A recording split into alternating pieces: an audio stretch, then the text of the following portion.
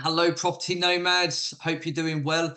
Good news for you, by the way, if you are happen to be a taxpayer in Britain, is that you are going to be part of a 60 billion taxpayer plan to build an electrical spine of pylons throughout Britain as part of all this decarbonisation um, plan, net zero, all that sort of stuff that we've got going on at the moment. So unlucky, uh, because regardless of infrastructure and how things are done, as we've said time and time again on the channel, it's your ass, it's my ass that's going to be liable for this, because we are being incredibly mismanaged at the top of the tree here in the UK. Now we've got this article here. It's come from GB News, so take what you will from them and how they like to report, shall we say. But that being said, let's have a look at the article itself, because there's a couple of things on here that are very disconcerting to me, and they're probably disconcerting for you as well. Let's have a look. So yeah, we've got it's come via MSN, via GB News. Again, link will be in the description or the comment section below. So what looks to be happening is National Grid announced a little while ago uh, about how 86 gigawatts of offshore turbines will be carried from Scotland down into England, and it involves a lot of electricity pylons, find some underwater cables, etc., etc. They're going to run down the west coast, heading towards the Merseyside area, so Liverpool area, and voila, it's going to connect Peterhead up in Aberdeenshire. It's quite a way away, down to Merseyside. Now, we've got to be careful here to not sound overly hypocritical, because we've said before that the key thing for the UK to achieve this net zero target is you're going to have to put a bit more oomph into electricity. We've said that the grid is not up to scratch, that the grid needs to be better, it needs to be in better condition. And we probably alluded to the point that if the UK government are going to do that, then there needs to be significant investment. Now, normally, when it comes to significant investment in those sorts of things, what will happen is that that would pass on to the taxpayers. And that's looks like that's exactly what is going to happen here. Now, how does that get passed on? It probably means that your electric and gas bill is probably going to go up, I imagine, at some point. So it might not seem like you're paying for it, but you are actually paying for it. Now, with the need to increase the infrastructure of the grid, if we're going to become more energy independent, more energy secure in the UK, these sorts of things need to be done. But in this article, the thing that gets me, and I'm sure you're going to grimace at it straight away, is this line here, where it says, the plans have sparked fears. Whoever wrote that, by the way, genius for that pun. The plans have sparked fears that the new pylons would spoil the countryside. Well, yeah, no shit. It's a fucking pylon. What do you expect? It's not going to look like a tree, is it? It's a pylon. Crazy.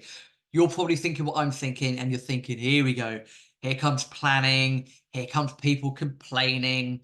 Here comes the fact that people don't realize that we do need to make ourselves as energy independent as possible, and it's going to spoil someone's view of their home, and it's not going to go ahead, and it's going to be in planning, and in 35 years time we're going to be stuck in the same situation because someone doesn't want a pylon in a field 5 miles away.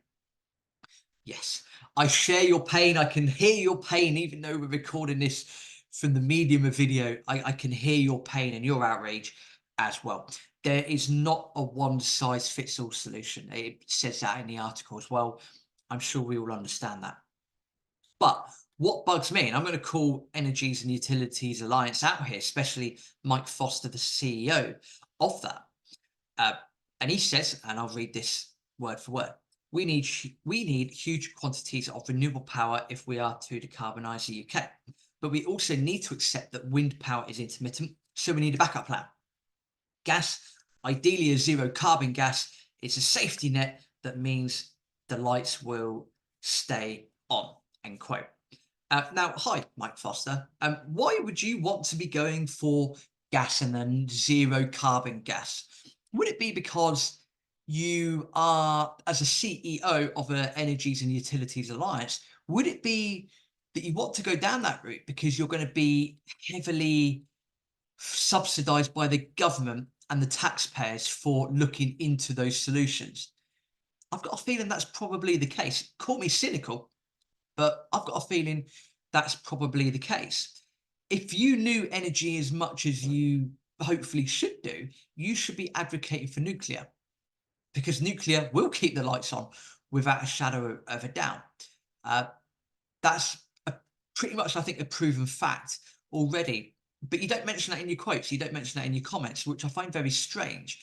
Maybe that's because you might not get subsidized for looking into nuclear, or maybe you have a personal vendetta against nuclear, or maybe there's a business reason why that's the case. I don't know the answer to that, but it seems to be funny that when there's a lot of subsidies out there for hydrogen or zero carbon gas or things like that. Funny that you want to put your boot in that way, but actually the existing energy solution that we have, nuclear, you don't even mention, and it looks like you don't want to explore. So yeah, that funny how that works out. Call me cynical, I'm just saying. That being said, we all realize that if we are going to decarbonize, that look, there's not a one size fits all. Things are going to have to happen. Improving the grid is going to come at a cost, but it should come at a cost efficient cost. Not like most things in the UK where we'll say, and the article says £60 billion now, but then in 5 years' time with inflation and mismanagement, that doubles, and then people are really paying through the roof for that.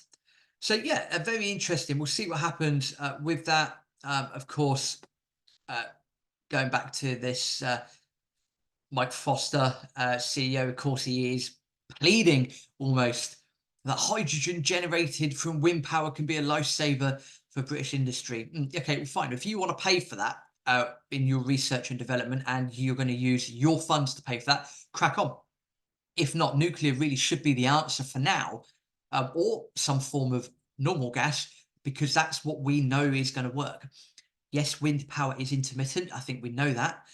And yes, the decarbonisation and all this mumbo jumbo isn't going to happen overnight. So we need a long-term strategic plan for the UK. Absolutely. I don't disagree with that. I find it funny that he goes down the route of hydrogen and the things that involve heavy subsidies from the government, which ultimately you and I end up paying for through our utility bills and other bits and pieces. So I think that's a bit sneaky, to be perfectly honest with you.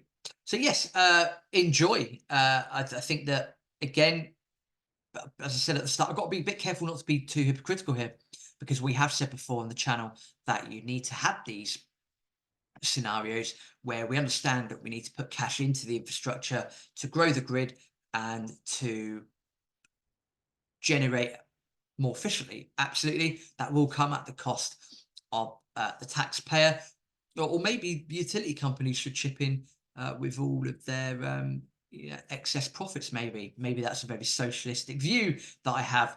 I don't know. You tell me. Leave a comment below and let's figure this out. But this is what's coming. It's kind of what's needed, and there isn't a one size fits all solution.